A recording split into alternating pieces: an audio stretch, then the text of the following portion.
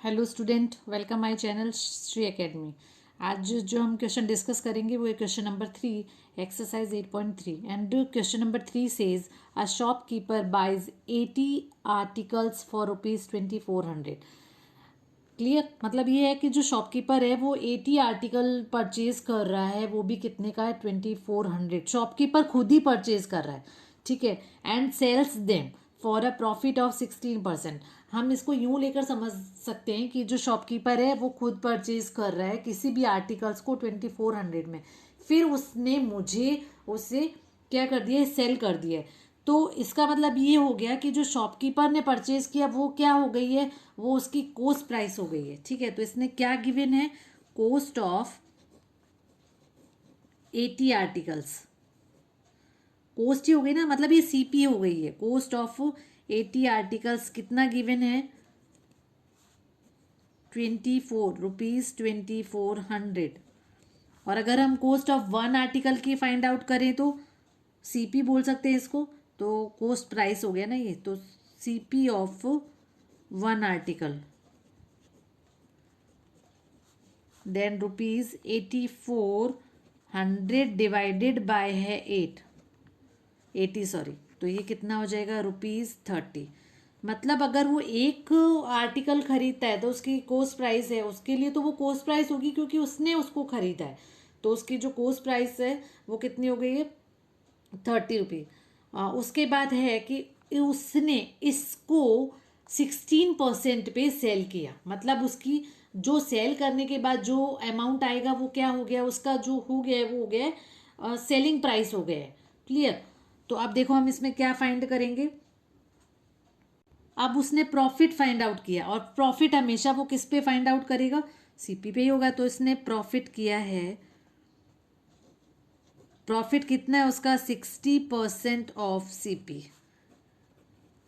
इसी पे तो उसने प्रॉफिट किया। जो प्रॉफिट अर्न किया है वो किस पे कर रहा है? कॉस्ट प्राइस पे कर रहा है। तो कॉस्ट प्राइस कितनी है? 30। देन 16/100 मल्टीप्लाई बाय है 30। देन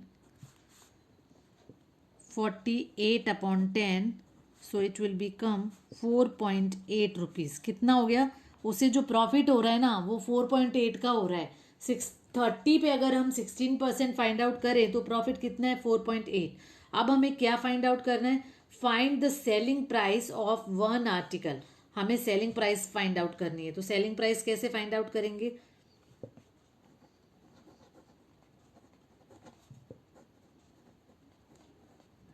कैसे फाइंड आउट होगी? एक तो कॉस्ट प्राइस होगी प्लस प्रॉफिट होगा, ऐसे ही तो फाइंड आउट करेंगे। तो कॉस्ट प्राइस कितनी है? 30 rupees 30 plus ₹4.8। So it will become 34.80। Clear? तो देखो इसको हम टू वे से कर सकते हैं। फर्स्ट तो हमारे दिमाग में ये आया, कई बार हमारे दिमाग में आता ही नहीं है ये चीज़ कि भाई कोस्ट ऑफ 80 आर्टिकल दे रखी है तो हम वन आर्टिकल का स्टार्टिंग में पता ही नहीं चलता। तो हम 80 आर्टिकल लेकर भी उसे सॉल्व कर सकते हैं। कैसे? उस टाइम मतलब हमें जो कॉस्ट प्राइस लेनी है वो 30 नहीं लेनी, क्योंकि हमें वन का वो दिमाग में नहीं आ रहा है। तो हम 24 से भी कर सकते हैं। वो कैसे फाइंड आउट करेंगे? देखो इसका दूसरा मेथड ये भी है कि अगर हम 80 आर्टिकल को ही दिमाग में लेकर चले तो हम कैसे करेंगे? तो दैट टाइम कॉस्ट प्राइस कितनी है? कॉस्ट प्राइस है हमारी 2400। वही हमें क्या फाइंड आउट करना है? प्रॉफिट फाइंड आउट करना है। So profit is 16% of ₹2400। So it will become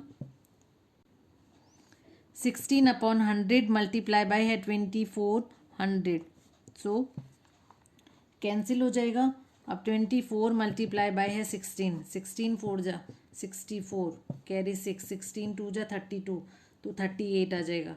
तो ये आंसर कितना आ गया हमारे पास? ₹384। प्रॉफिट कितना आ गया? 384। अब हम क्या फाइंड आउट करेंगे? Selling price. वही सेलिंग प्राइस हम किसकी फाइंड आउट करेंगे?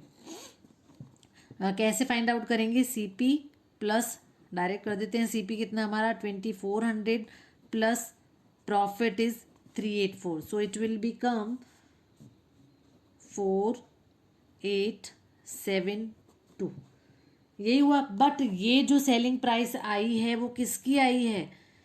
से 80 आर्टिकल्स की। किसकी आ रही है? 80 आर्टिकल्स की। अब हमें किसकी फाइंड आउट करनी है? One article. Selling price of